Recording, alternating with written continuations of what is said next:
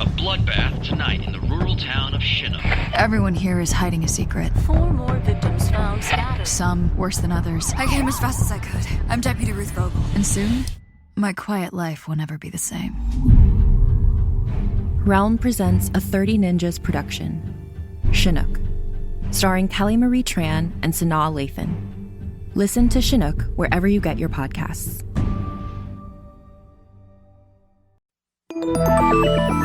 Finding a new podcast to listen to is easy. Finding a good new podcast, that's a little tougher.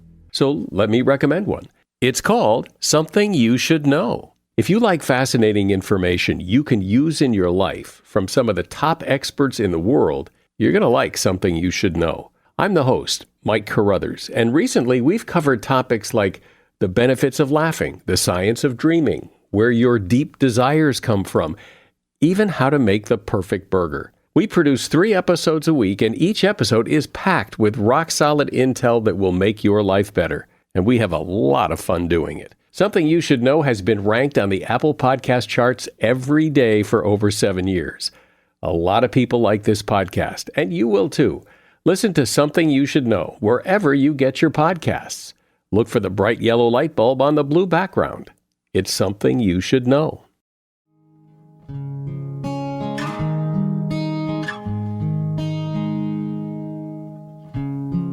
Of all the things I believed in, I just wanna get it over with. Tears form behind my eyes, but I do not cry.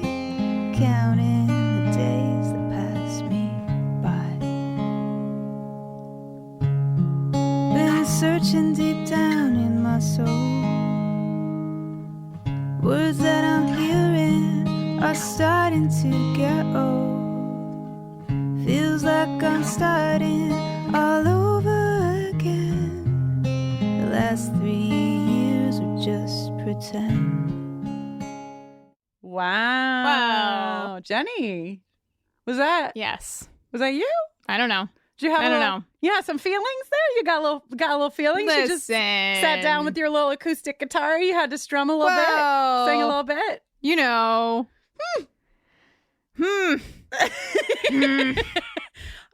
Yeah, that's right. In addition to this episode's song, you are all welcome because I persuaded Jenny Owen Youngs to cover Michelle Branch's Goodbye to You. If you're one of our patrons. Observe the twin ski tracks of my heels being dragged through the dirt all the way up to the horizon. I know what the people want, and I am here for the people. I'm here for the people, Jenny. Okay. All of you who are our patrons, you received what I consider to be a gift. The full version of Jenny singing the cover of Goodbye to You in downloadable MP3 format. A reminder to our Black and Indigenous listenership, you receive all the digital perks for free. You can learn more about that at bufferingthevampireslayer.com/justkeepfighting. You can become a patron at bufferingthevampireslayer.com. Just click on Patreon. Please join us. Let us all sob our hearts out even more. We do it because we love you. Other things happening in the land of Patreon. Book club. We just finished Cemetery Boys. Such an awesome book. We are now journeying into Lee Bardugo's 9th house. Jenny's going to be doing a buffering concert this April. We've got bonus music from Once More with Feeling, behind the scenes content. And as just mentioned, of course, Jenny singing Michelle Branch. We're going to keep this intro pretty short today because you have been so patient with us as we have journeyed through these past few massive Buffy episodes. So, Jenny, why don't you tell them about today's segment, and then we'll just scoot right on over into the episode. Yes, love to scoot. We just want to let you know that inside this episode, in addition to, of course, us scream singing Michelle Branch many times, there is a segment. That segment is with Natalie Muskin-Press, a licensed clinical addictions counselor currently working in charge of drug and alcohol education and prevention at a Midwestern university. Natalie's also a massive Buffy fan. In this segment, Kristin and Natalie talk a bit more in depth about Willow's arc with her misuse of magic and violation of Tara's boundaries. Timestamps for the segment are in the show notes today just in case you want to avoid that conversation.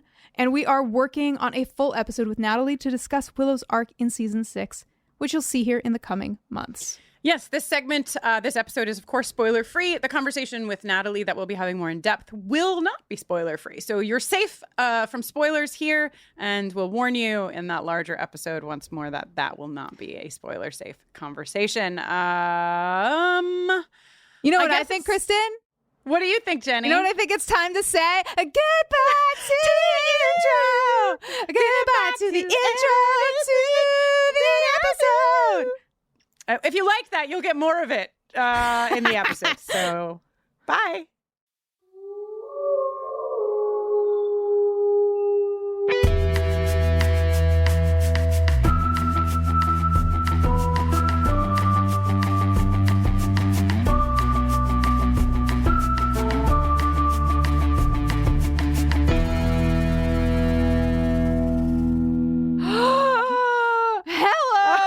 Hello, and welcome to Buffering the Vampire Slayer, a podcast where we are watching and discussing every episode of Buffy the Vampire Slayer, one by one, spoiler-free, in freaking tandem with Angel on top.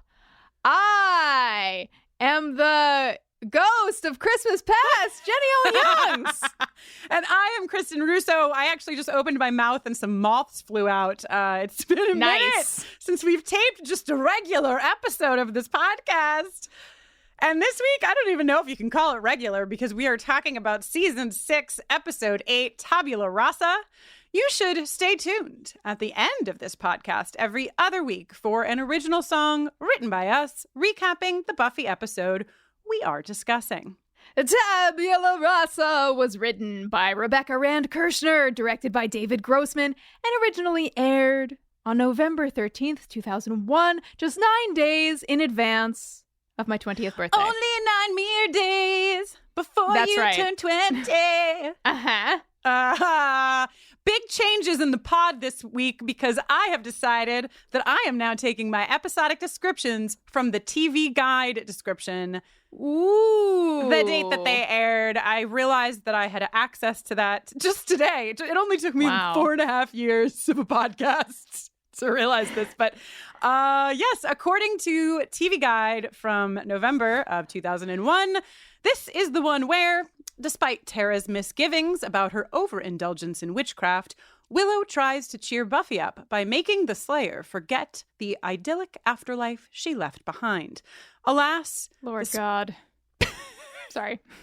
Alas, the spell goes awry and affects the minds of all the Scoobies. Okay, and just for our younger listeners, TV Guide, which stands for Television Guide, was a small, thick magazine. Wow. These are getting used to come sexy out already over here. That's right.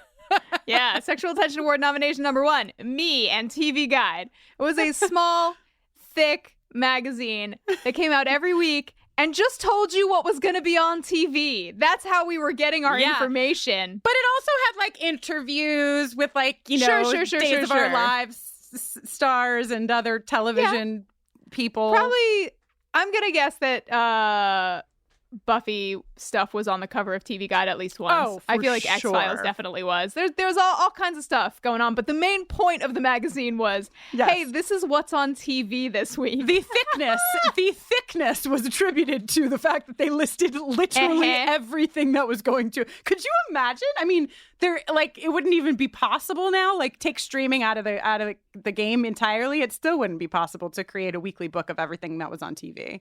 Oh, wow. I just found so many Buffy TV Guide covers. Okay, what a delight.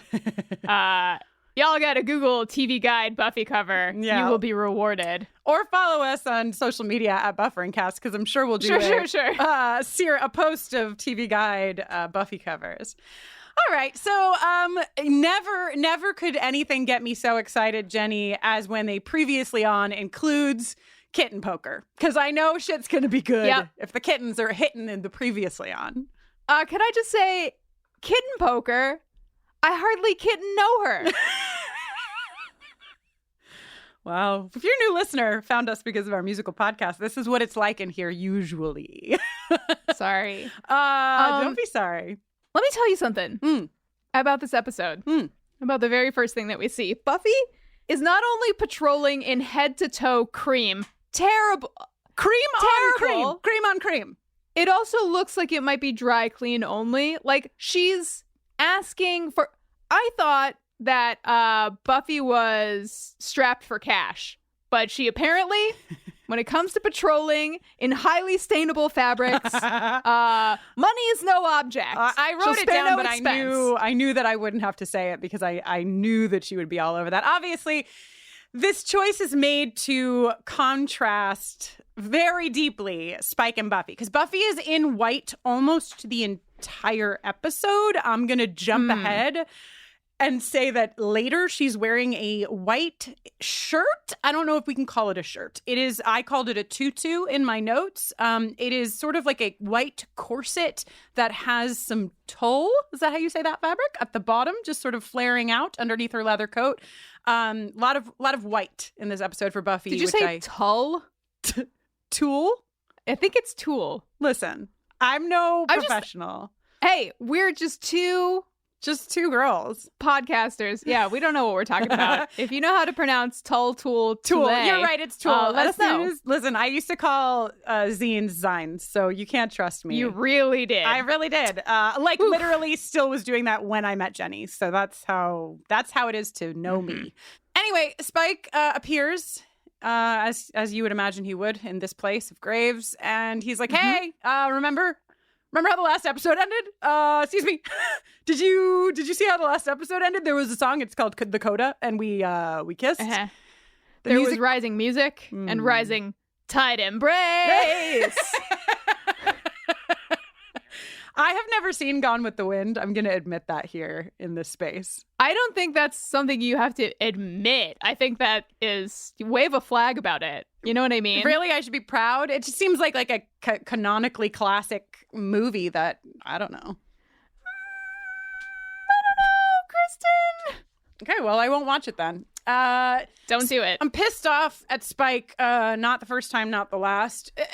Spike is like problematic fave. We get it. He does some shitty things, but this line that he says to Buffy when she's like, no, this isn't like, we're not talking about it. We're not discussing it. It was a fucking thing that happened and like, whatever.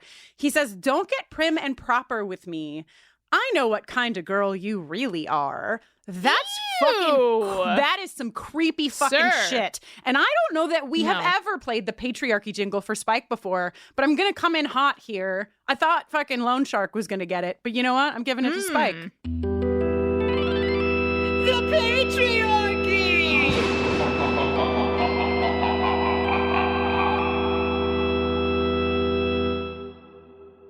Buffy understandably vows that she will never touch Spike again after he says that, right before she touches Spike again. To save his life!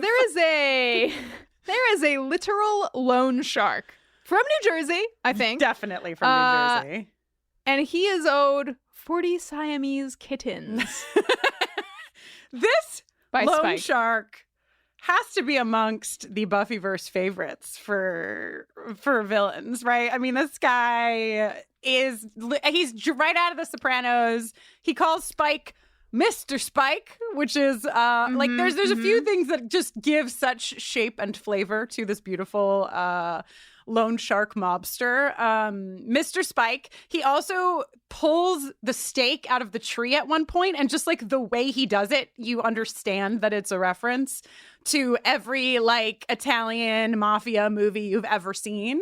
And he also straightens his tie as he says, we're gonna have to talk to him. He's just a walking caricature of it's hilarious in my Italian opinion. You've got one Italian and one New Jerseyan on this podcast, so between the two of us we make a shark. We like the shark. He makes the great point that time is what turns kittens into cats. There's simply no arguing. You can't. It's honestly one of my favorite lines I've heard so far in this rewatch of Buffy the Vampire Slayer. Time is what turns kittens into cats. Poetry.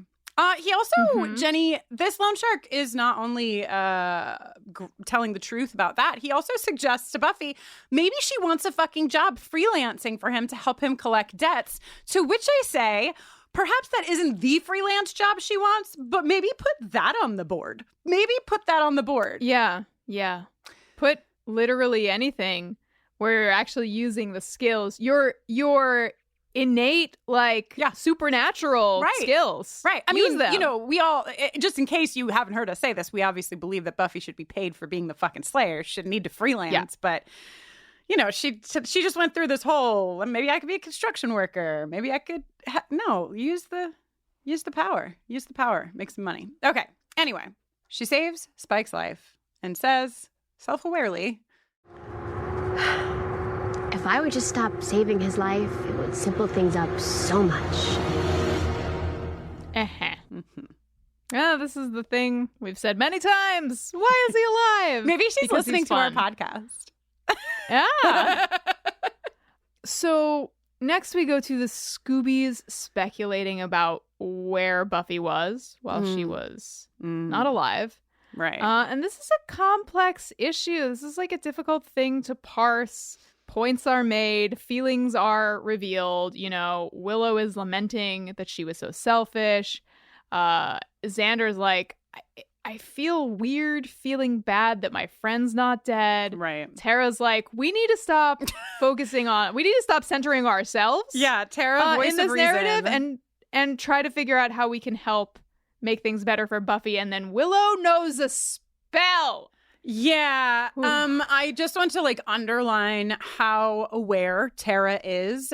She's already been ahead of the curve, recognizing that Willow is struggling in a way that requires attention. We know that Tara has gone through loss and trauma in many ways over the course of many seasons, and before we even met her on the show. And so, she has an awareness that is very important.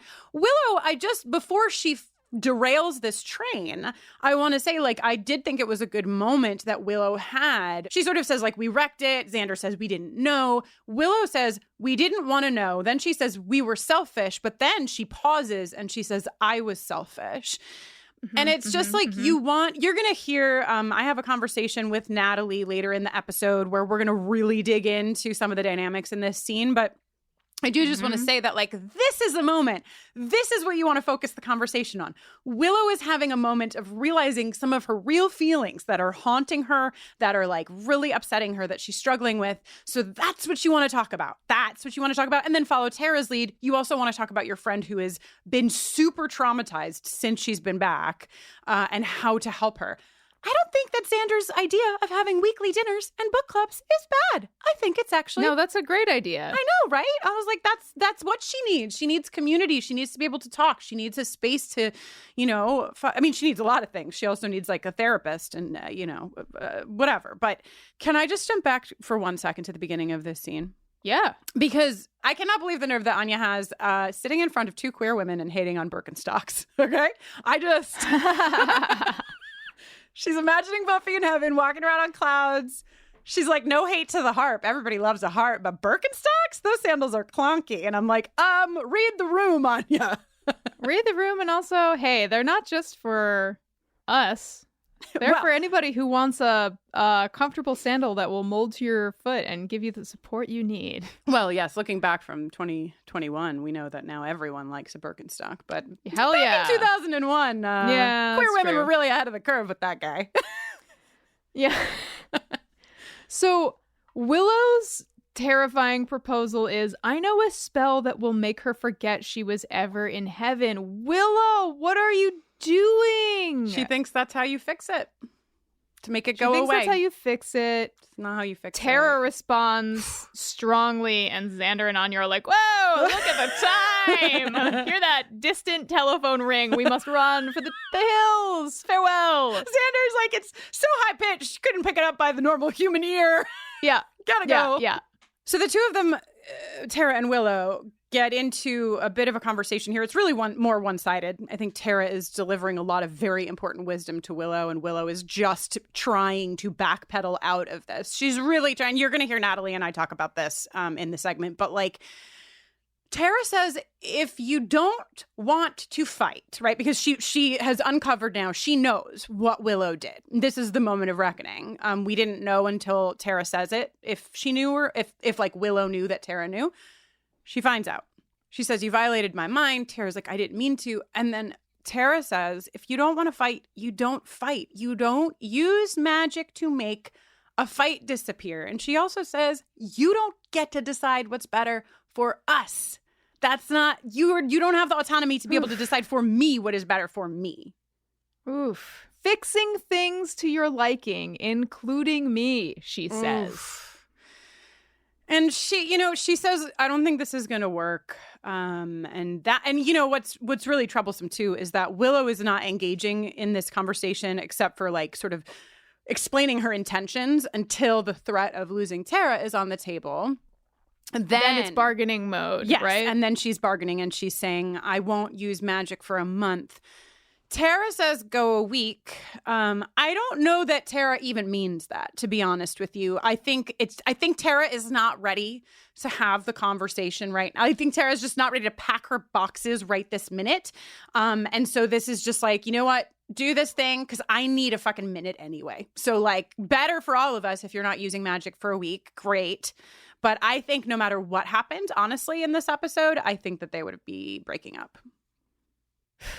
Yeah, I mean, Tara says go a week, then she says go a week and we'll see.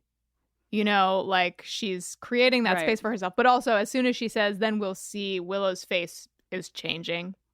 Yeah. You know, is different. Yeah. Is like, oh, I can't just make this okay. I don't have the safety net I thought I would have by making this offering. Yeah. This is a very heavy moment. This show is just getting better and better at giving us just like many punches to the face and then like making us laugh and then being like, tricked ya. I'm gonna fucking knock you down again.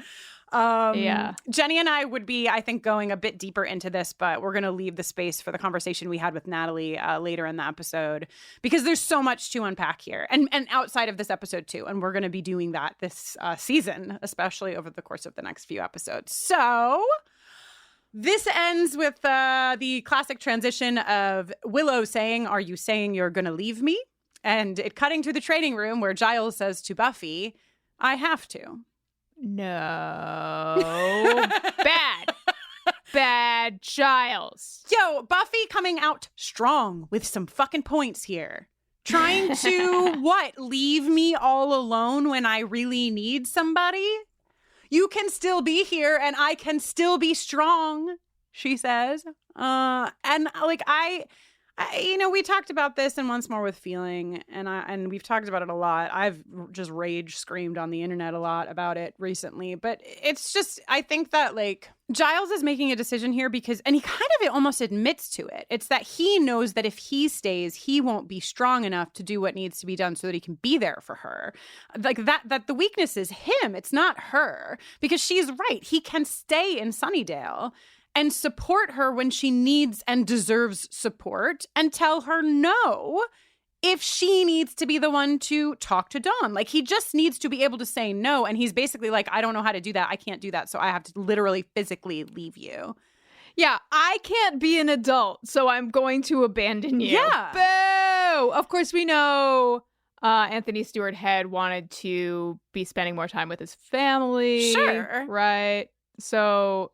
But there are a lot of ways that you could get Giles to London without it needing to be rooted in this storyline. And I was trying to talk about that on the internet today. My good friend, my special friend Olivia is starring in a production of Hamlet, and I must go. And if you need me, I will come back. And if you know what I mean? Just like anything. Just like, please. This is Everybody stop stomping Buffy into the ground, please. Buffy ends the scene by clearly stating the truth, which is you're wrong. She's heartbroken. She's crestfallen, and we all are. Well, I don't want to speak for everybody, but I think a lot of us are. Also, he says, I've taught you all I can about being the Slayer, and your mother taught you what you need to know about life. It's like, did she get the chance to teach? Buffy and also that's not how it works. Imagine like when you turned 20, your parents were just like, bye. Farewell. Pushing you out of the nest and out of our lives. Going to a different country now. Don't talk to me. My job here is done. I mean, I think that's what like bears might do, but like, you know, no offense to bears. But you know, that's great. No offense to bears. Official podcast motto. No offense to bears. We wish not to offend them. Anyway. So Tara and Dawn and Willow are all meant to be going to the magic shop for some kind of debriefing.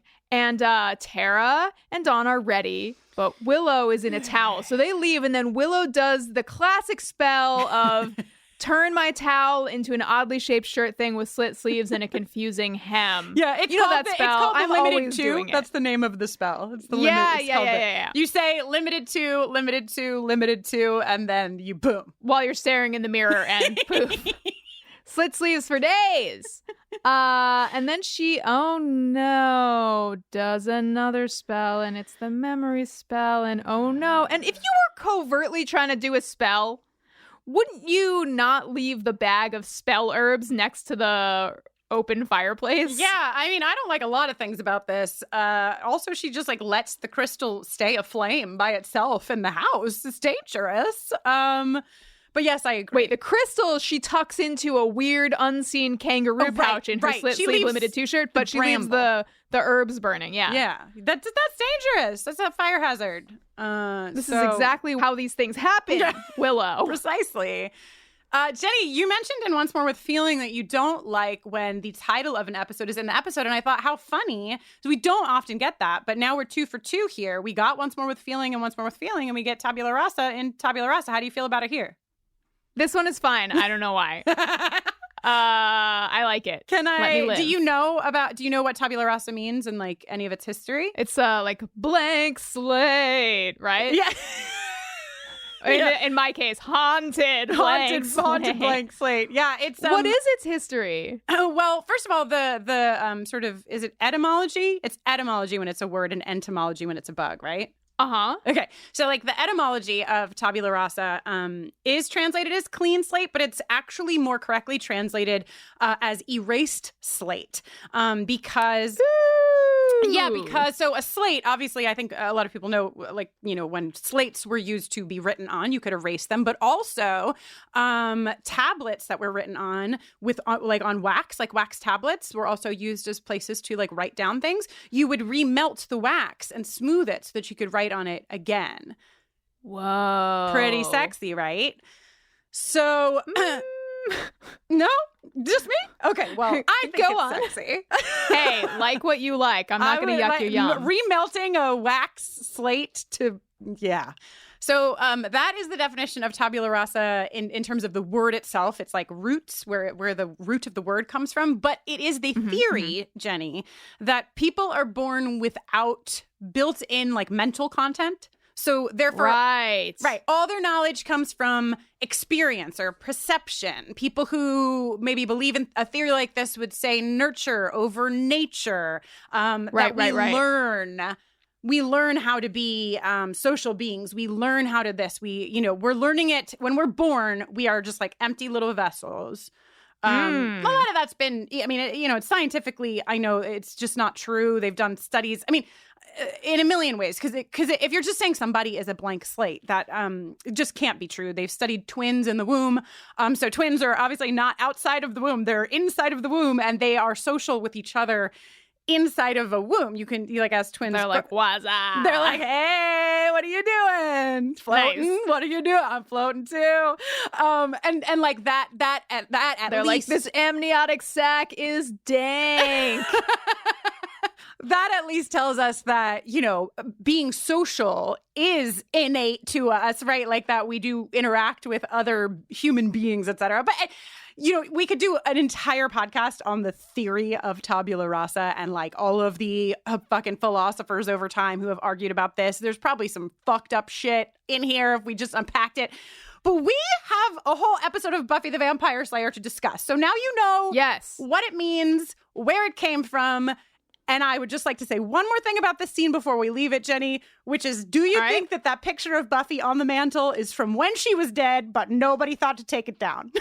Ooh, yes. It's like an in memoriam Buffy picture. Yeah, it has strong, the huge picture next to your casket before it goes in the ground vibes. All right, let's go to the magic box and talk about some oogly booglies.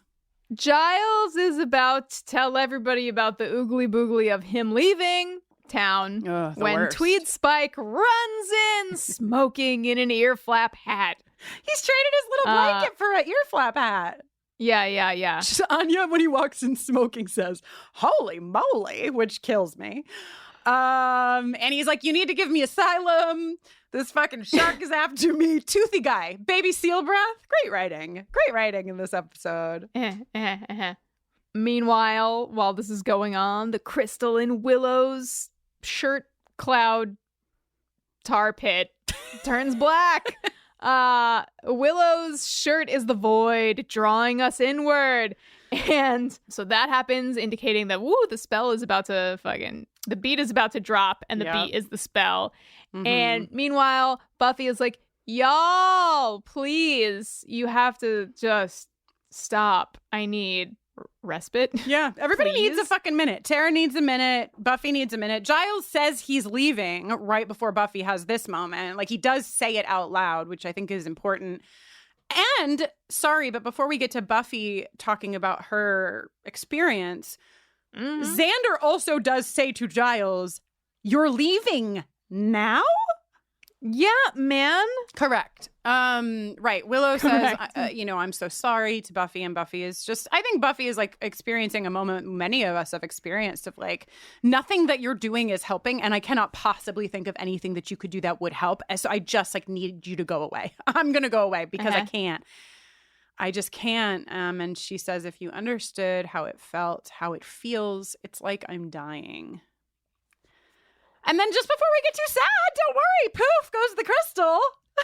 Yeah, everybody passes out. The timing, wow. Thank God.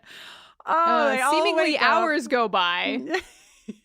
Because they wake up and it's dark. I figured out, because there would be no reason for them to need to make the spell take so many hours to work, except for if Spike didn't know he was a vampire and this happened and they woke up during the day, he would immediately burst into flames. So they had to do a little nighttime shoot so that Spike could stay, so that Randy, I should say, could stay alive. Oh, yeah.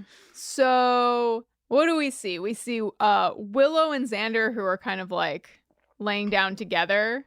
Yeah, they're wake spoony. up, Mm-hmm. and Xander's like, "Hey," and Willow's like, "Hey." Spike rolls off the cash wrap and shrieks, which is great. It's a great shriek. Hello?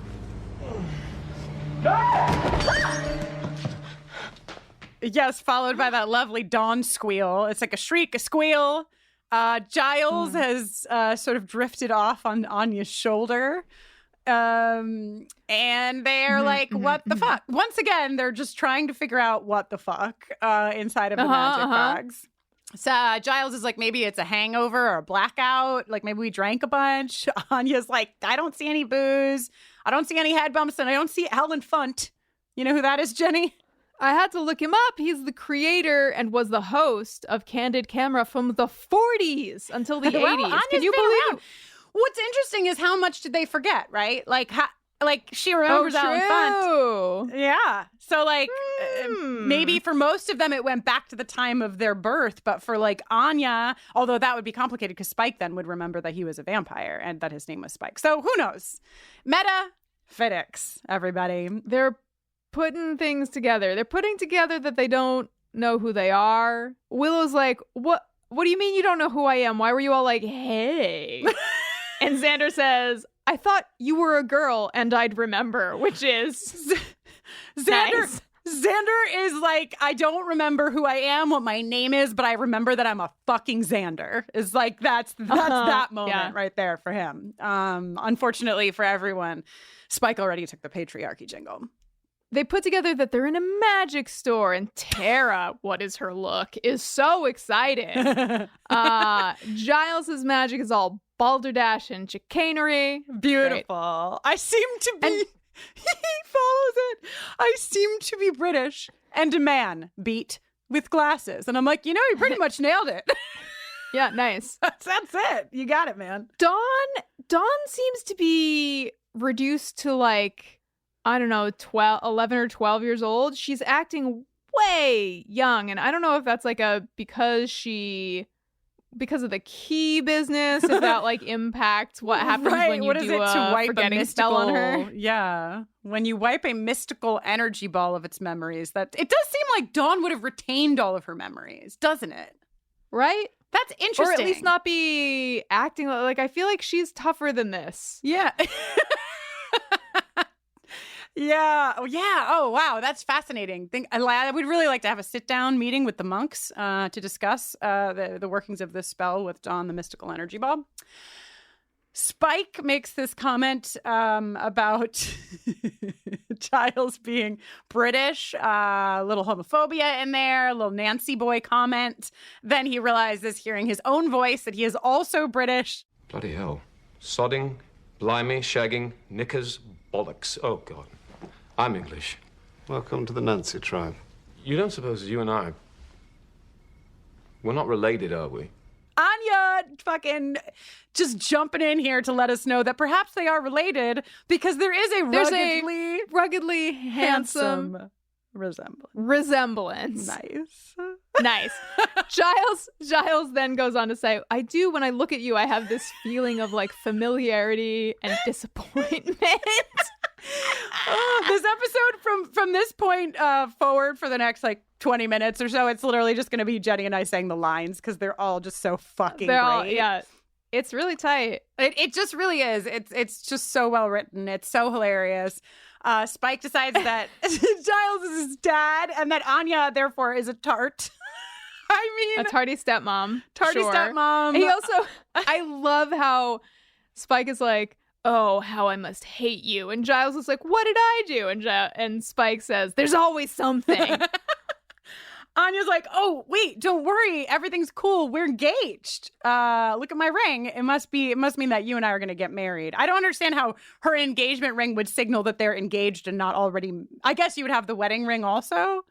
Yeah, is that how straight people get married? Okay. Yes. And then and an engagement ring, it somehow legitimizes, like you're allowed to be in a relationship because you're engaged. Okay. Like, what is happening there? Who knows? But it all tumbles us into a place where they, Giles is like, I'm not that old. I still get carded. I don't know about that, sir. I don't know. I don't know about that, but it reminds them they have licenses. So they check their pockets, and we get a little name rundown. Alex. Nice. Willow. She says, oh, that's a funny name. And Tara, who is just at her horniest this episode. Yeah, Tara has no chill. Tara just like, once Tara lost her fucking memory, she was like, I would just like to fuck. Thank you very much. She's all over Willow the entire episode in a way that I don't think we've ever seen Tara be all over Willow before. Tara thinks it's a pretty name. They realize they go to school together and contemplate, perhaps maybe we're study buddies. When descriptor words rhyme with each other, it has a certain flavor, doesn't it? Gal pal. Study buddy. Study buddy. Got any others? Not right now. Tweet at us with your rhyming lesbian girlfriend euphemisms. Dawn luckily wears a nameplate, so we get that her name is Dawn or Umad. Rupert. Oh, this is a good moment for me, everyone, because Giles finds his license, of course, says his name is Rupert Giles. Spike bursts out giggling first of all. Second of all, Giles says to Spike, you're not too old to put across my knee. Yes! Jenny looks horrified. I am into it. Okay.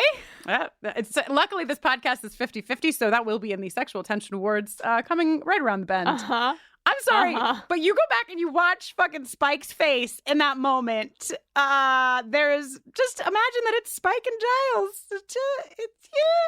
Okay. All right. Wow. So Spike doesn't have a wallet, but he does look on the interior of his clearly Salvation Army sourced tweed suit. And it says made for care or made with love for Randy. Made and he with looks care, at Giles yes. and says, Randy Giles? Thanks for nothing, Dad. I'm sure it was a family name, he says. So, Xander, well, I'll use their actual names here now in this episode. Alex and Willow think they might be a couple because they woke up together. Anya does not know how to pronounce her own name. She refers to herself as Anya.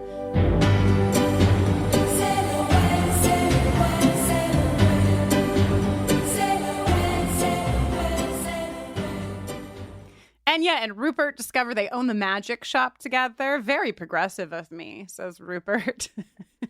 And I think in a moment that is very, like a beat in the episode, if you will, Buffy is the only one in the crew who has to name herself. Everybody else finds a name for themselves, finds an identity for themselves, even if they don't know who they are. Buffy is the only one who has to name herself, and she chooses Joan. I feel like a Joan. Name a more auspicious name for a lady chosen one. Her name selection leads to her and Dawn having a little spar. And then they're like, we must be sisters. And then they hug. Sisters, the other... Oh, yeah. Sisters, roommates, gal pals, study buddies. You never showed me affection like that, I'd wager, says Randy. And then he also says, Dad, they decide they're going to leave. They're going to take themselves to the hospital, which I would love to see that as well. Hi, we all lost our memories. Spike says Dad can drive. He probably drives a red, shiny car shaped like a penis. I mean, the hits keep coming and they don't stop coming. Mm-hmm. Yeah. But oh no, they open the door and they are greeted by some vampires. Classic shot here. Straight for the magic box. Yeah, screaming, slamming the door. They all like hit the deck and Spike is like, oh, vampires! Willow is the first one with a plan. Lock and barricade the doors. Instinctually, Rupert proposes that they fight these monsters with magic tricks. Nice. And they hear the vamps outside asking for Spike, and so they assume that means spikes, and they luckily gather a bunch of stakes. And then we get my favorite line in the episode, perhaps in the series. Anya. Basically, Joan is fucking freaking out, okay? She's freaking out about the vampires. She doesn't know what the hell's going on. And Anya, so calmly says... Bloodsuckers. They kill by sucking blood. Take it easy, Joan. Take it easy, Joan! Take it easy, Joan! I die. I cackle. I lose my mind every time. It's good. So good. It's like, it's an amazing line, and fucking Emma Caulfield on the motherfucking delivery of that line. Woo! I would stand up, but I'd be too far away from the microphone. The vamps subsequently bust in. They do. They grab Spike and they're like, give us what you owe us. And he's like, take your spikes, and tosses a bunch of stakes on the ground. And there's some tussling, and Buffy stakes a vampire, and she's like, I think I know why Joan's the boss. I'm like a superhero or something. She also says, hey, stay away from Randy. Right before she slays the vampire.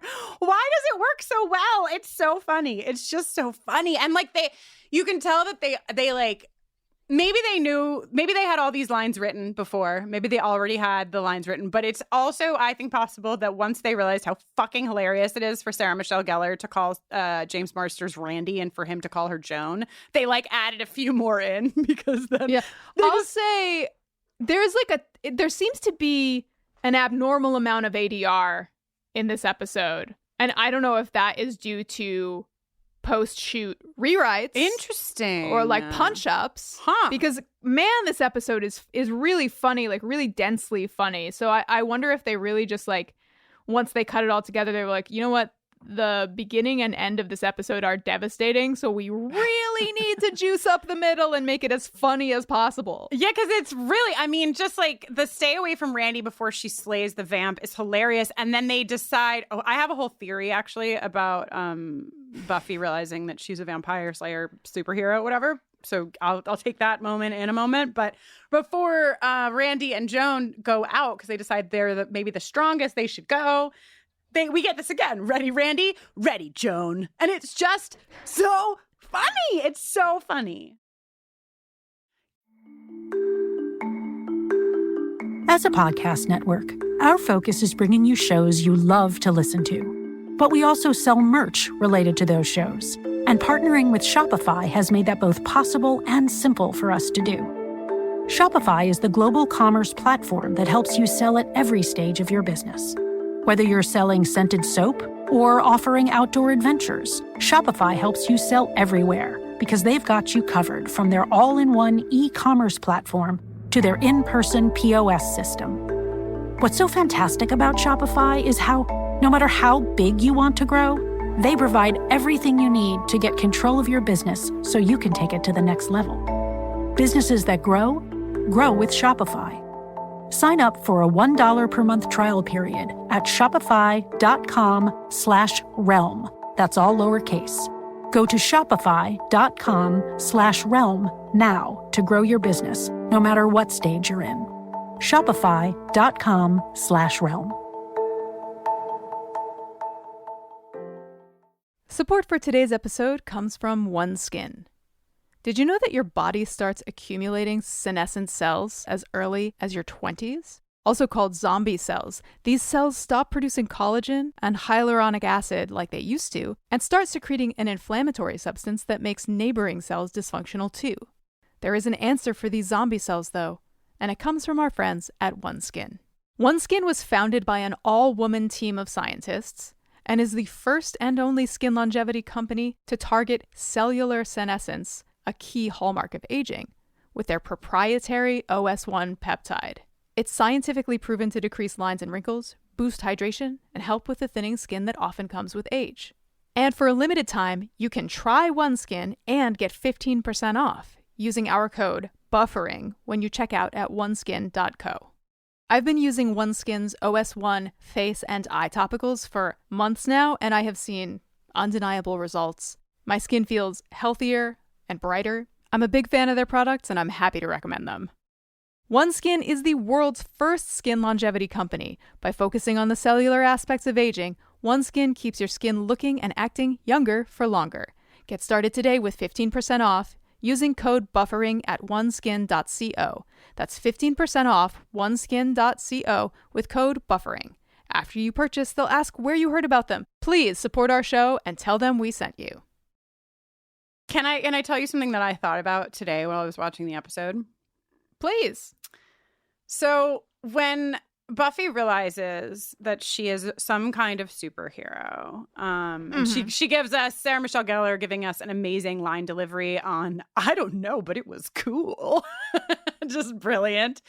I thought to myself, oh man, like she just, without memory of what it feels like to slay a vampire, she just slayed a vampire for the first time. And I remember another vampire slayer telling me that after you slay a vampire, you feel horny and hungry. So I wondered to myself, this is in real time as the episode is playing in front of my eyeballs. I'm thinking, I wonder if she's feeling horny and hungry right now.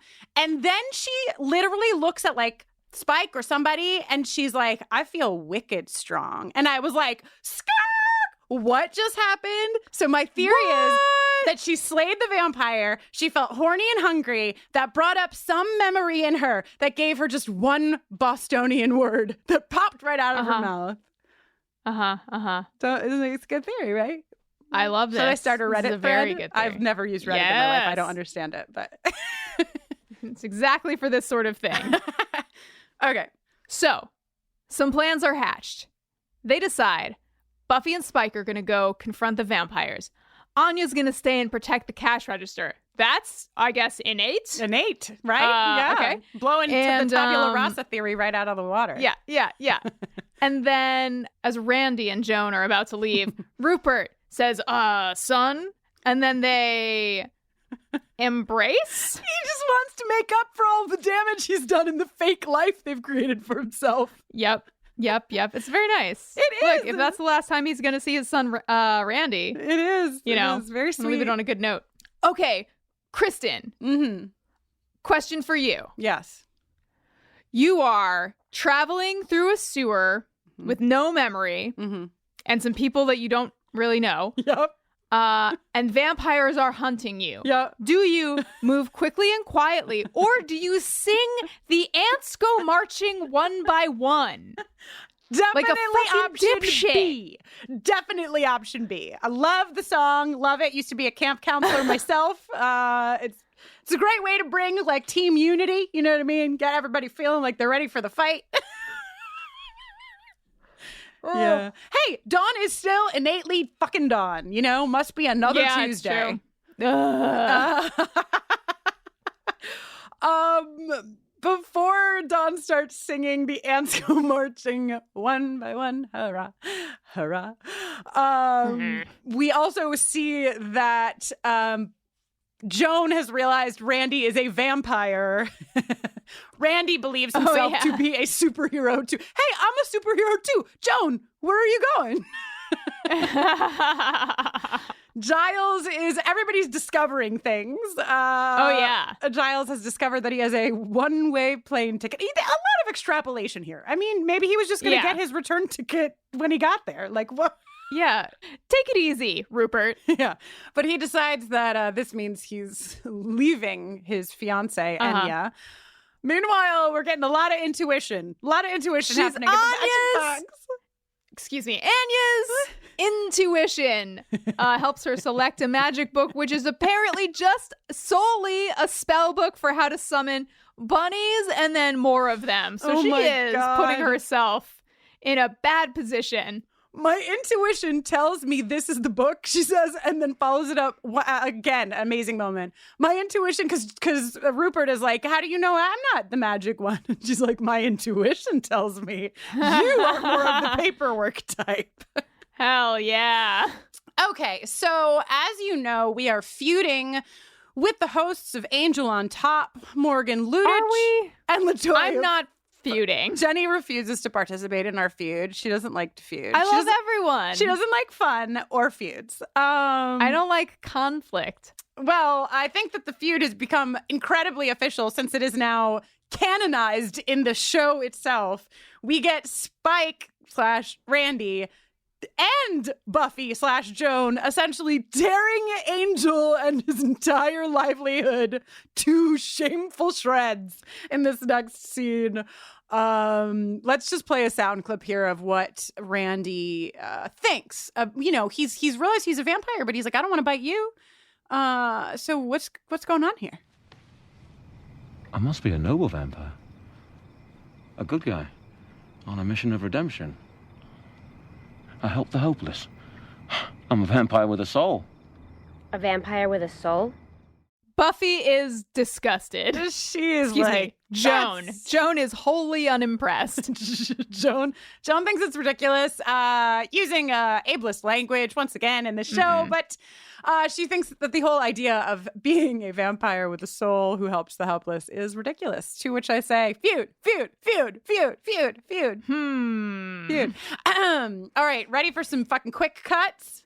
Yes. All right. We get more bunnies. We get Spike yapping more about Angel. We get Tara and Willow. Again, Their faces are so close. Tara is like, I don't remember who I am or what I do, but I would like to kiss you. It's all I can think about. I just want to kiss you. Please, can I kiss your face? Back to the magic box. I only bring us back there because fucking Rupert suggests that Anya get down off the table, and she's like so taken aback into that pit of cotton top hell, she says. So I can let them hippity hop all over my vulnerable flesh. We cut to Randy and Joan fighting the vamps. Joan, great mailbox snapping move here. I hope that you cover the damages for this poor person's mailbox, but it's a great move. She snaps the mailbox post in half, uses it as a stake. Fucking Rupert is sword fighting with a skeleton in the magic box. Which makes me sad, which makes me realize that I am sad that Bruce Campbell never guessed it on this show. Who? Bruce Campbell? Who's that? Army of Darkness? Xena, Warrior Princess. Nothing. Evil Dead? Nope. Briscoe County Jr. Excuse me. The Adventures of Briscoe County Jr. Wow, it seems like perhaps we'll need to do feels like the first time where you teach me about the skeleton man. The skeleton man. That's a whole other pod. Okay, Yep, zipping right along. Last in the quick snaps before we land back at a little bit of a longer scene in the magic box is Willow giving us a callback, saying, I think I'm kind of gay to Dawn. So what we heard, of course, Willow say in Doppelgangland after she had some close encounters with her vampire Willow self. Getting more gay by the minute, Will. Getting more gay by the minute. Everybody has their own stuff. We're all individuals. But one thing we can say is that in every AU we've seen, Willow has said or thought or acted on the idea of, I think I'm kind of gay. Okay, so Giles and Anya, Rupert and Anya are fighting. They're fighting because the bunnies just won't stop coming, and Anya won't stop using her intuition. She says, I feel compelled to take some vengeance on you, and smacks him on the head with a very thick book, and he's like, no wonder I'm leaving you. Then Anya throws her ring across the room, and then she's mad at Giles because she thinks the monster's going to eat her ring now. The passion between these two, really. Giles figures out how to fix this shit. He says Rupert figures out how to fix this shit, says a bunch of using his intuition. Yep. Anya gets her ring. He says, I'm so sorry, dear. To which she says, no, Rupey. She calls him Rupey. That's Rupey. Rupey. And then they kiss. They kiss. Yeah, they're making out.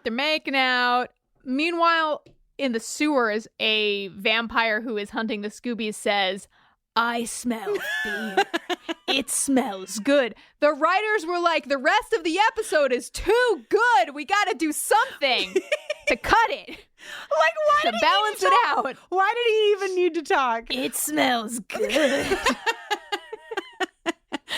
Dawn is like, Alex! Which kills me. Throws Alex a steak. Xander pulling some good shit here. Really bringing the fight. He stakes this vamp. Willow and Tara are on the floor. Tara's still like, I know that vampires are being dusted all around us, but I still just want to have sex with you. But oops, Willow fell on top of Tara. Oh my God. And then Xander stands up and one of his big clunkety Xander sneakers smashes the crystal, the dark crystal, if you will. I will. Jenny, we've had a nice time talking through the really hilarious part of this episode. And before we turn the corner, getting ready to say goodbye to you, we're going to move to a segment. All right. Natalie, hello. Hi. Before we jump in, do you want to tell our listeners sort of who you are and what you do and how you're coming to this conversation? Yeah, absolutely. So my name is Natalie. I'm a licensed clinical addictions counselor. I work in the Midwest. I have been a Buffy fan since probably its second to third season. I was drawn in by Seth Green, which is probably not everyone's story, but I Can't Hardly Wait in the theater. Really liked the spiky-haired short guy, and someone told me he was on Buffy, and then here I am now, like however many years later.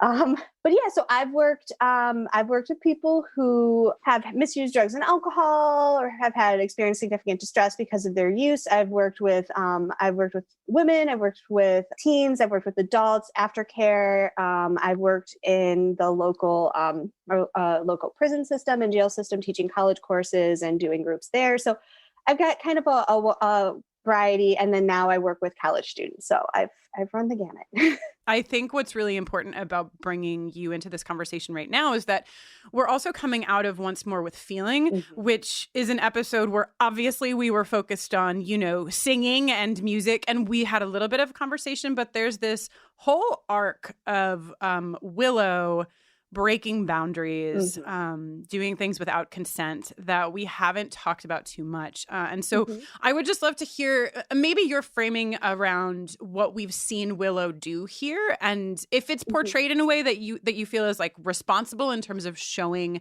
how this could manifest in real life. Yeah. So I think that up to this point, right, we're really looking at stuff that feels very true. Both I feel like to Willow's character and just to this behavior piece. Like we're seeing, we've always had these moments of Willow who really just didn't handle loss well, right?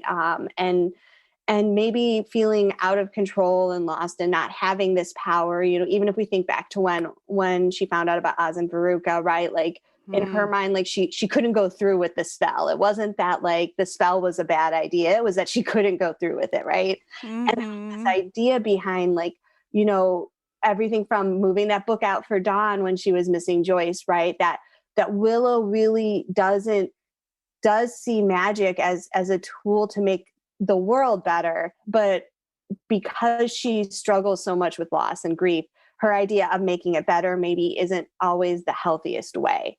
And you see that, and I think, well, if we go back to, bargaining, right? Is that the first episode? Is it bargaining? Yes. Yeah. You get this sense, and I think you guys talked about, right, that Xander is like having these second thoughts and Willow is very, Buffy is probably in pain, right? But like, and as you kind of see this as they're at this table in Tabula Rasa and Tara's like, hey guys, maybe we need to stop talking about us and maybe we need to start talking about making this right. Like it was so much about like Willow not wanting Buffy to be gone. Yeah. And none of them really wanting Buffy to be gone, but them not really reckoning with what would it mean if Buffy came back? Do we really want Buffy back or do we just not want to be sad about Buffy not being here anymore, right? Maybe she's in a hell dimension felt like a good argument that coded over this other piece of like Willow just couldn't accept a world where Buffy was gone. And if there was a way she could change that, she was going to do it come hell or high water. Totally. The excuses that we like make for ourselves is such a, or like the narratives that we write for ourselves to get to the things that we need in a way that feels responsible. What you really kind of see with Willow in particular is a little bit of a love of the power, but a lot of just this, I can make things that make me feel bad. I could try to make them get better. But like what we see sometimes when people use something that's a quick fix for an emotional problem, right? What happens is it never really fixes the problem as much as you think it will. And so then you have a new problem. And then it's like, okay, well, I can fix that, or I can fix that. And so what I do see with Willow is this like immediate default to magic as this quick fix and a low tolerance and even lower tolerance for uncertainty or even the threat of loss. When they're all four at that table and she starts to promise Tara, like, I won't use magic. I won't use magic for a week. And Tara's like, just go a week. And then you see when Tara still can't promise her everything will be fine if you don't use magic for a week, you can see it in her eyes. Like whatever earnestness she had about not using magic is like melting away just in that immediate moment that like, wait, this not using magic may not help. And it's just like, she cannot tolerate that uncertainty. Like she's lost her ability to kind of cope with these emotions. And that's really where I think the metaphor holds up, right? Because a lot of times when people use, and they're using it in a way that maybe isn't healthy for them or isn't helping them, it's because a lot of other stuff is going on. A lot of times use is just a coping behavior, but it's not a one size fits all coping behavior, right? Like a glass of wine after a stressful day that for you, while you kick your feet up and you're just relaxing, is a piece to a lot of other coping strategies, right? Like, but using it as the only way to make the feeling go away isn't, we can't outrun our emotions. And so, man, you know what? So many of us have tried. I know, right? Like, believe me, they follow you. They just catch up. Yeah, they always catch up. They do. Can I ask you to something that I thought, and I'm so glad that you are here because, and we'll touch a little bit on like something that I said in a previous episode that several people emailed in about, because I don't know, I'm not experienced the way that you are in talking about these things, and I want to be really careful, in what I say. And when I was watching this episode and that scene came up that you just mentioned where Willow says, I'll go a month with no magic. And Tara says, how about just a week? I thought to myself, having little experience in this conversation, this doesn't necessarily seem like a healthy approach either way, like a week, a month. Like, it doesn't seem like that should be the conversation, but I would love to hear your input there. Yeah, so it really isn't, right? And you could tell it isn't because Tara is... It's clear that the issue with Tara is the violation of literally her body and her mind and her trust, right? I think sometimes, and this is very typical, right? Like it's so easy to focus on the behavior because that's there's the safe argument, there's the safe conversation, there's the safe fight. And then there's the really scary underlying fight with all of the real heart-to-heart issues, the violations of trust, the fear.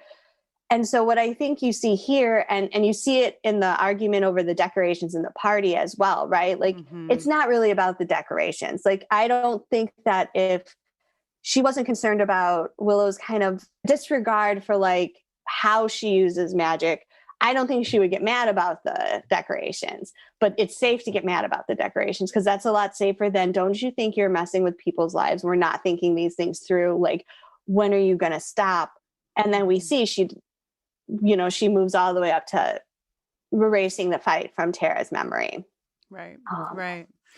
Right. And Tara's proximity. And that was the comment that I had made. I was sort of trying to work through that in real time. But I mean, it's an honest question, like, because that's what happens, right? Like because then it creates this dynamic where it's about the use and it's not about the fears about what the use is doing to the relationship or this person's ability to cope with the decisions they're making. But then it also creates this really surface level. So like someone could say, I just won't use for a week, or they get to, other people be like, it's just decorations. What are you worried? Right? Like it creates. Yeah, this, right. If you're not looking at like the root of it, it's easy to sort of like argue your way out of it or say, well, I'll just stop this thing. And you're right. It's like, gosh, even if Willow didn't immediately after saying she would go without using magic for a week, use now even bigger magic, even if that didn't happen, I think that what's so important about what you're saying is that wouldn't fix the consent issue that happened here, that like the real conversation is that the trust that Willow broke is massive. Well, and like when you think about Willow and Tara's relationship, like its origin is using magic together. It's linking their powers. It's being in so to have that go from a really like joint together venture to one using it on the other, like, it's just so, it just upends the entire dynamic they've had with each other, with magic, with their relationship, with their communication. It's just it's devastating. And like so much of this season is just like really hinges on lack of information and lack of tools. It's like Tara certainly doesn't know what to do in this situation. I mean, none of them know what to do about bringing Buffy back and the trauma that has caused. None of them have dealt with any of the trauma that happened before that. No, just trauma. It's heavy. I mean, and then I think like when we watched it, right, like how young we were watching this and how we were happy Buffy was back too. Yeah. And we were probably mad at her too. Like, I mean. Why are you so sad? Yeah. Get over it. Which really makes you like, how much did we project our own emotional, like, I'm looking to you to be our North Star about like strength and energy, and power and, identity. And then she comes back and she's none of those things because she doesn't know who she is anymore. Right. When in truth, it is probably the most important thing that you could see from, you know, your hero, your, you know, like we have such a need still. I mean, I am a child of this era, so perhaps that's where I get my need from, but like such a need to see strength manifested as only one thing, as like standing up, as continuing forward, as like being able to do it, as not breaking down, as not, you know, needing to erase feelings or have feelings go away. And the ability to look at those moments, I think, is very important because that's the reality. Yeah. This is a group that's been forged through trauma, and which means that like, and sometimes you see in groups where there's like emotional intensity around things, like rigid behaviors can set in, and people cannot want things to change in any way, shape, or form in some ways because that group cohesion means so much to them.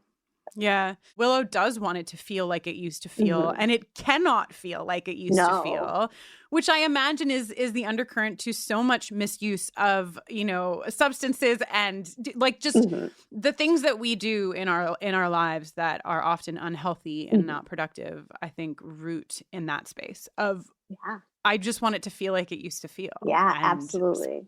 Spoiler alert. You can't get it back. You can't. You can't. We don't know how to process loss. I have so many feelings. It is so true, right? Like you can't go back to, you know, the season, you know, the second to last season of season 4 and just like hug it out in an elevator shaft, right? Like you can't do it anymore. We have to like, our lives are changing and we're growing and we're becoming much more complicated people. And this desire for things to be simple, right? And I think Willow's belief truly that everyone will be happier if they can't remember the bad things, right? Like that's not, it's not just like her. It's like she truly believes, I think, that this is good for everyone. Like, why would she want to remember being in heaven, right? Like she doesn't need to grow from this. We don't need to really help her. We just need to wipe her memory and then it'll be like it was, you know, even in the face then of that conversation with Tara, where Tara's like, it can't be like it was, while both lying to Tara's face, but then also truly deeply thinking that she was doing the right thing for their relationship is just that dichotomy of like, of that difference between what the person who you're in the relationship with or the person who loves you experiences, which is the betrayal and the lies, and what the person who's using and trying to deal with emotions is experience, which is this desperate fear and terrifying realization that things might be spiraling out of control and I don't know how to handle it. I think we've seen Willow go from this like high bringing Buffy back bravado, right? Like feeling this power to this terrified, like scared, you know, and so I wouldn't blame her if she wants to go back to that other place, because I'm sure that place felt safer when she was yelling at, you know, to stand up, you know, like finger quotes, to Giles in the kitchen. And what did that feel like? And, you know, even Sweet says like, I smell power, right? Like it's gotta be so conflicting for her because she's feeling powerful, even as she's feeling lost. Yeah. Like, and if you have those two emotions, who wouldn't be like, hey, this makes me feel better. This makes me feel awful. Yeah. Yeah. And that I would imagine that is the truth. I mean, that is the truth. Obviously it is definitely the truth for Willow, but that like for so many people who are using substances, you are feeling better, right? You are feeling better when you are misusing the substance. And when you are not, you are feeling fucking bad. Like, yes, you know, like that's at the heart of all of this, is that like, it takes being able to turn away from the thing that might be the only thing that's taking the pain away at that moment. Right. You know, and I mean, and this goes for like any fear that, you know, is just can be self-harm or destructive, right? Like anything that makes us feel better in the moment, because the surrounding moments are so painful. And if you don't have someone helping you get through it, if you're just not ready to get through it, those moments are so meaningful because they help you feel better when you're feeling bad. And I think that's really important to keep in mind, that like Willow's in a lot of pain, doesn't excuse her behavior, right? But or doesn't justify it, but it's a reason, right? It gives you a reason. It gives you a way to like, I think, look at her with empathy and autonomy and pull her and Tara apart and see them as two individuals, right? Yeah, and it gives you this whole other storyline that we could have if anyone knew to focus in on the fact that Willow is in pain. Yes. Right. Like that's the thing is we don't get that story. Mm-hmm. And I think that at least like you said up until this point, I think that's actually very accurate. I think that a lot of times people do not know where to focus or where to put the energy. But man, if somebody could just talk to Willow about that pain, like honestly and openly, I wonder what we would see. Yeah, absolutely. Spoilers, that won't happen. No, it gets worse. it just gets worse. So I think the reason Tabula Rasa hits us so hard is because we get to go back in time with our people, right? Like they get their minds, I know, right? Like they get their minds. Rude, Natalie. What if I just turn off the mic? Stop making us feel. Like they go back in time and like we know who they are, so we get to have all the like, oh, that's Buffy being Buffy again. But they don't. So they're just their pure selves without the trauma, right? These people that we've like known and loved, and they get to be themselves in some ways while also being funny. And it's just like, oh, it's Buffy. And then it's just like, and the crystal smashes and shell fucking branch with that hair. And she's singing and Willow's crying and Dawn's mad and taking it out on Tara, because that's what happens when you're the person who sees the underlying problem and has to draw a boundary for yourself. People get mad at you because they don't. It's just everything. Oh, God. Natalie, thank you so freaking much for being here inside of Tabula Rasa. Do you want people to find you anywhere? If you want to find me on Twitter, at Ms. Bitca, MZBITCA. So that's where you can find me. We'll put links to where to find you in the show notes today. Perfect. And Natalie, if you have any resources that you think would be great to share with the listeners after this segment, we can put those in the show notes as well. And we will be talking more with you as we journey through this beautiful season of television. But until then, thank you for chatting with us today. Thank you so much for having me.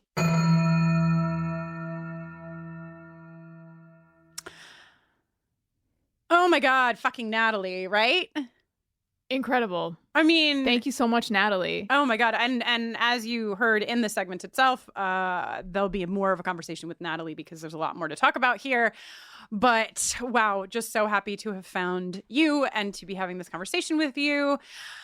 And now that the segment is over, I guess that means that we have to say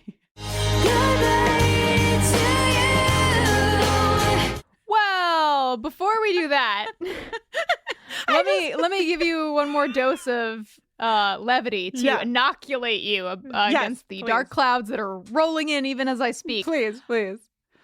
When the crystal gets smashed, Giles and Anya are still making out. Oh my God. They lock eyes in realization.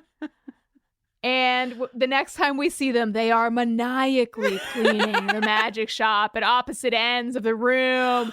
Well, no amount of scrubbing is going to free you of that memory. Oh, you are going to remember that forever. I mean, he is ruggedly handsome and she is a vengeance 1,000 years old. Yeah, exactly. I mean, nothing's keeping these two. I'll tell you what, I would much rather see Anya and Giles together than I would see Anya and Xander. So I'm here for it, folks. I am here for it. Will she ever tell Xander? So back in the sewers, there's the moment when the crystal breaks is really shot very well. It's a very heartbreaking moment. It's like this realization on the faces of everyone that something very bad has just happened. And obviously Tara knows very precisely what has happened. And Willow knows that she didn't even make it like a fucking day, which wasn't the point, as per the segment with Natalie that you just heard, right? Like that's not even the point. The point is that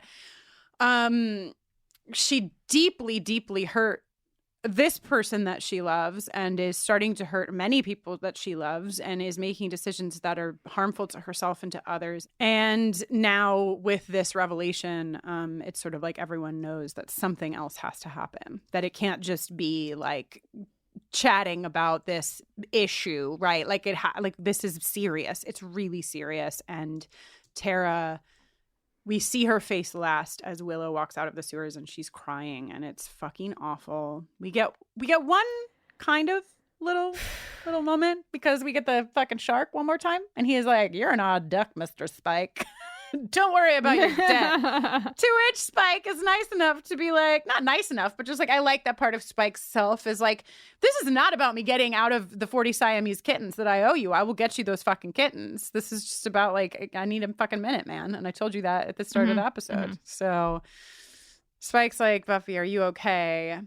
So the other, there's a lot of tragedy.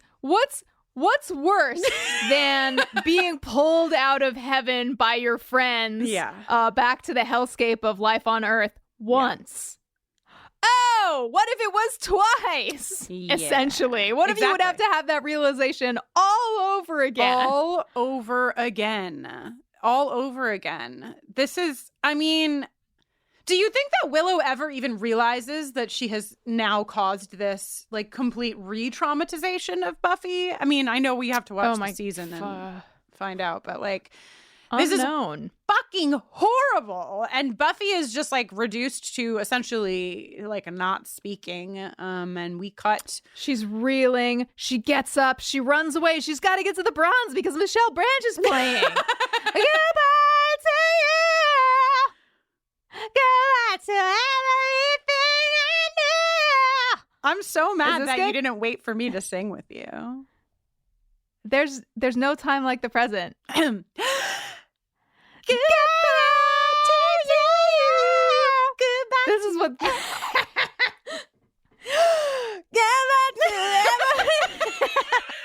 Cool. This is what the people want, right? Yeah. Us scream singing Michelle Branch. I will say. Sometimes I listen back to my earliest recordings and I'm like, why do I pronounce my words like that? You can't, that is wrong. I'm right, clearly 2001, you know? Lost in some syllable sauce, some vowel sauce. Seeing Michelle Branch warp these syllables of all these words to her will was validating. That's all. Yeah. The idea of Buffy being like so fucked up and traumatized, but being like, fuck, I got these Michelle Branch tickets. Gotta go. I gotta go. So Buffy She's is like, you're everywhere. My first note in the bronze is the Michelle Branch of it all. Michelle Branch of it all. Right? That's where we are. Yeah. Buffy is what sitting a at the bar. montage. She's real sad. Tara's packing her cardboard boxes with all of her things, all of her belongings. Who gets to keep the crystal dildo? The question that every queer breakup asks. Who? I think that was Tara's to begin with. That's true. It was. So, yeah. We get a sad bathroom Willow. Oh, really sad bathroom Willow. Yeah, she's on the bathroom floor. Dawn is huffy to Tara. Yeah, which is Dawn's, you know, like everybody else in the show, not given the tools to understand, like, really probably what's even happening clearly. And even if she did have an understanding of that, probably not the tools to understand that Tara is attempting to draw boundaries, and her intentionality is to help Willow, not hurt Willow. And wow. Willow on the bathroom floor, Michelle Branch playing at the bronze, Buffy basically rendered speechless once more. What could be worse? Oh, cut to the fucking airplane where Giles is... What the fuck, dude? You just got on up? Woo. Like that night, he's like, I gotta go to the airport. I gotta go, guys. Somebody make me He was cleaning the magic box, and so was Anya, and he was just like, he had a moment of realization. He was like, this is not going to do it. I just got to get the fuck out of town.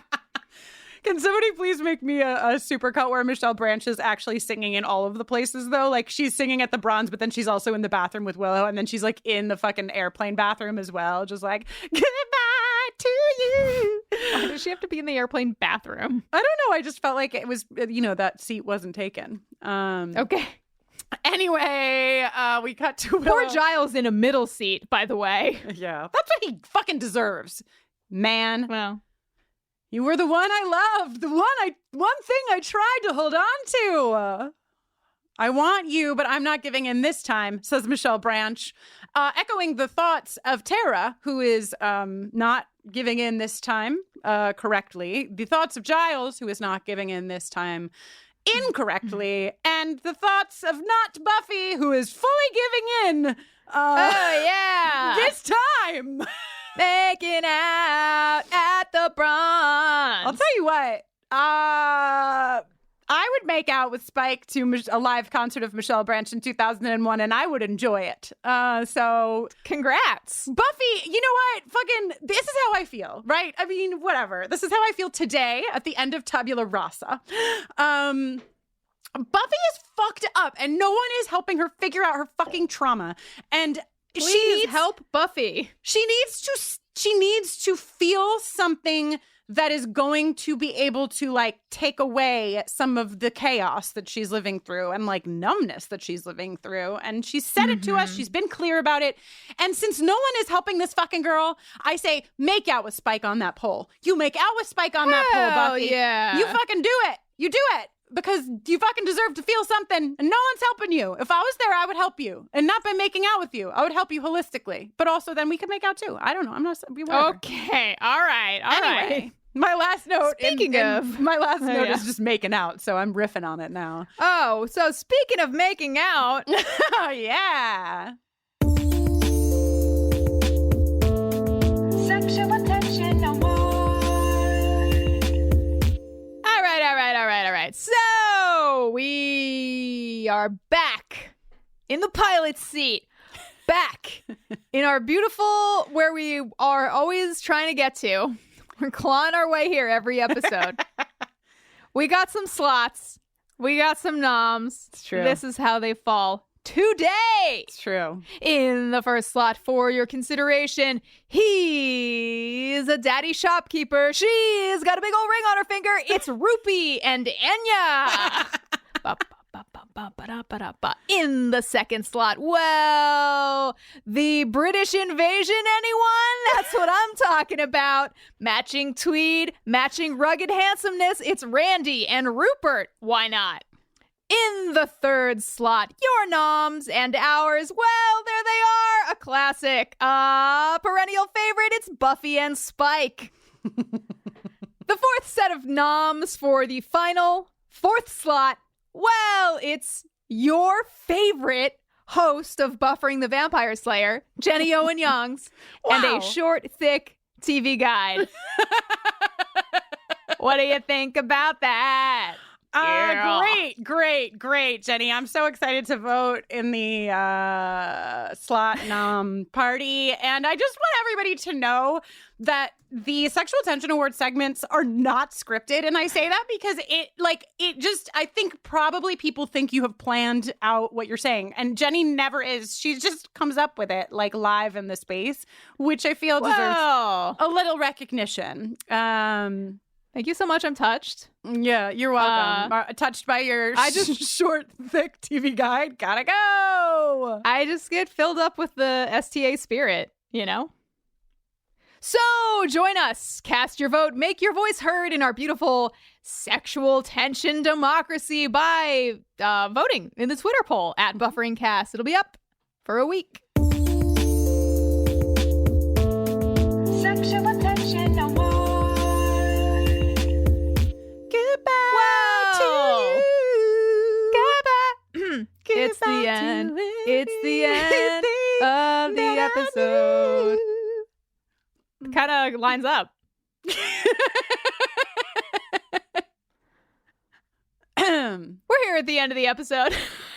We are, in fact, indeed. Have we said everything we need to say about this ep? Yeah, I mean, I think, a lot of people talk about the 1-2 punch of it all.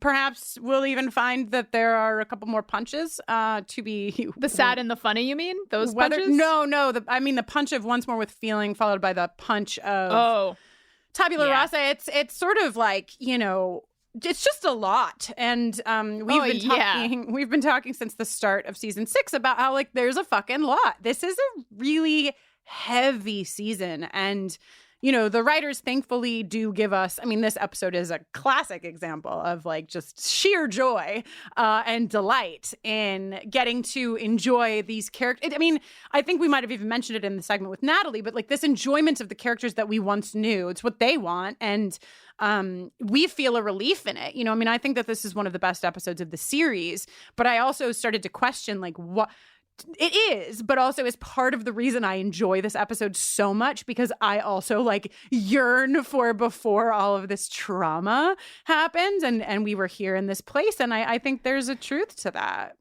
Yeah, I think absolutely 100%. Like it's after the devastation, they give you exactly what you want, which is a window into the simpler times, into the past. Yeah. But no, reality comes crashing back in. Yeah, it's almost like an immersive experience. You know, it's like we've been talking about how like Willow's want is to just fix the problem by making it go away, but that makes the problem worse. And we just got to live that by being like, and then just being like kicked in the fucking stomach. You know, which probably wouldn't have hurt quite as bad if we weren't laughing so much and enjoying ourselves in the middle of the episode. It's true. That metaphor might fall apart under pressure, but yeah, I mean, I think my point is just that there's a lot, and that's why I'm glad that we have people like Natalie, and we've already had other segments, and we're gonna have some bigger episodes this season, and we're still gonna enjoy chomping on our Buffy the Vampire Slayer. Sorry, I've been listening to a lot of Angel on Top, and they say chomping all the time, and I'm so jealous. And so I just want to start saying it. Slurping. Just chomping, yeah. Just take a little chomp. Every time Latoya says that, like, Darla took a little chomp out of somebody, I'm so happy. I'm just so thrilled by it. Anyway, we are going to keep enjoying all that is Buffy. And, you know, we're going to also keep sliding down this fucking hill that is season 6. So, just get in the boat with us. If we're all together as we slide down the hill, at least we'll be together. It's true. So luckily we remember who we are. At least for now. We better tell them now before we run the risk of forgetting, Jenny. I am the co-captain of your log flume adventure through this sad season, Jenny Owen Youngst. And when I'm not making this podcast, I am writing and recording lots of music. You can learn more about me at jennyowenyoungs.com. You can give me a shout on Twitter at Jenny Owen Youngs. You keep up to date on new releases and stuff there. And I'll tell you what, I'm in a band. I'm in a new band. And we just released our first song last week. We're called LAXs. And our first song, our first single is called Temporary Goodbye. You can find it wherever you stream music. Go give it a listen, please. It's fun. It's a bop. It's kind of like this episode, actually. It's all about just finding a little escape hatch when life gets too ragged, too rough. You just want like a nice little moment on a mental beach somewhere. Simpler times to soothe the soul. I can't wait to buy my tickets to see LAX's play at the Bronze, Jenny. Yes! It's been a long-standing dream of mine, personally. As your other co-captain on this apparent log flume, so a log flume, you can't really sit next to somebody. So are you sitting in the front seat, or where will you be when the log plunges? We're both in the front. Oh, it's a two-seater. It's a two-seater. Okay. All right. Cannot wait. Arms to up. get the photo of all of us in the log flume on our way down. It's going to be one long log. If you are a child of the 90s like Jenny and I are, you have a log flume picture somewhere in your possession. Somewhere. Because I know I do. Anyhow, my name is Kristin Russo. You can learn about the work that I do outside of this podcast on my website, KristinNoeline.com, KristinNoeline. You can use that spelling to find me on Twitter and on Instagram.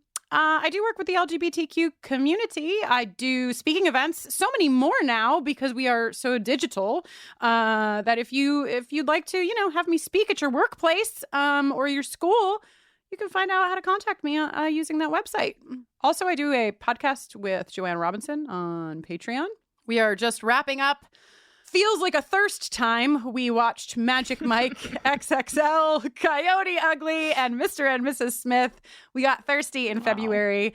That's on our Patreon at Buffering. And speaking of buffering, maybe you could tell them where they can find us. Indeed, Buffering the Vampire Slayer is on Twitter, Facebook, and Instagram at BufferingCast, or you could drop us an email at bufferingthevampireslayer@gmail.com. Furthermore, take it to the next level and leave us a voicemail at 216-30-BUFFY. Hey, if you would like to support the work that we're doing here, many of you already do, thank you. You can go to bufferingthevampireslayer.com, just click on Patreon and you can join our family over in Patreon. We have a secret Facebook group. We've got a Slack. We've got book clubs. We've got concerts. We've got chord sheets. We've got work tapes. And most notably, now we have a lot of behind the scenes content from the making of Once More with Feeling. So find that there. Also, we've got some really rad new shit in the store. A lot of big fucking nerd paraphernalia. We got hats and pins and shirts and tanks and just, if you're a nerd and you'd like to let the world know, well, now there's one more way. We got you covered. Yeah. Pocket big fucking nerd shirts are the new pocket protectors, like I always say. Hell yeah. And wow, is that everything? That's everything. Forget how to make a regular podcast. Till next time. Awoo, awoo, awoo, awoo.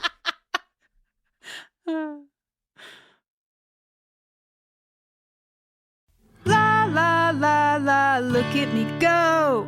Who am I don't really know, but I got fists that are made out of stone. Oh, oh, oh, don't mess with Joan. Woo-hoo-hoo. You know that thing where you wake up in an empty store with a bunch of strangers, don't know your name, but in no time you're affronted with a boatload of danger. Dudes drop by looking to bite, demanding we send out spikes. La la la la, look at me go. Who am I don't really know, but I got fists that are made out of stone. Oh, oh, oh, don't mess with Joan.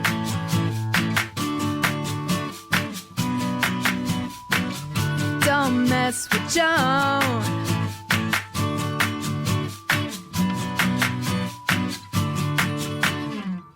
That feeling when you awake with brand new fighting skills that sure come in handy.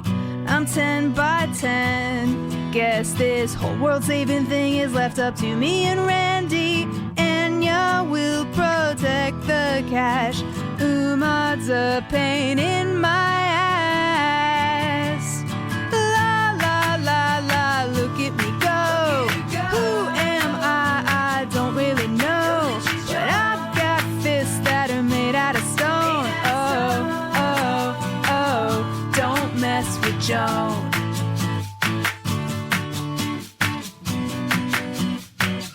Don't mess with Joan.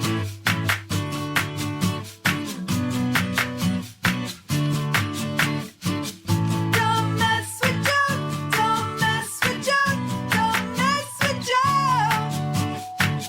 Don't mess with Joan. Don't mess with Joan. Don't mess with Joan. Playing hero sure is fun, but I bet when my memories come back to me, I'll feel better.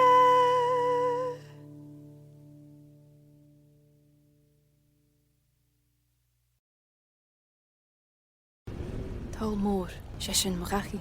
Talmor is my home. My family have worked the land for generations. My gran says the island does not belong to us, but we belong to the island. And we must be ready, for a great evil is coming. And death follows with it. Listen and subscribe to the latest season of Undertow, The Harrowing, a Storyglass production presented by Realm, available wherever you get your podcasts. Hi, I'm Jennifer, a co-founder of the Go Kid Go network. At Go Kid Go, putting kids first is at the heart of every show that we produce. That's why we're so excited to introduce a brand new show to our network called The Search for the Silver Lining, a fantasy adventure series about a spirited young girl named Isla who time travels to the mythical land of Camelot. During her journey, Isla meets new friends, including King Arthur and his Knights of the Round Table, and learns valuable life lessons with every quest, sword fight, and dragon ride. Positive and uplifting stories remind us all about the importance of kindness, friendship, honesty, and positivity. Join me and an all-star cast of actors including Liam Neeson, Emily Blunt, Kristen Bell, Chris Hemsworth, among many others, in welcoming the Search for the Silver Lining podcast to the Go Kid Go network by listening today. Look for the Search for the Silver Lining on Spotify, Apple, or wherever you get your podcasts.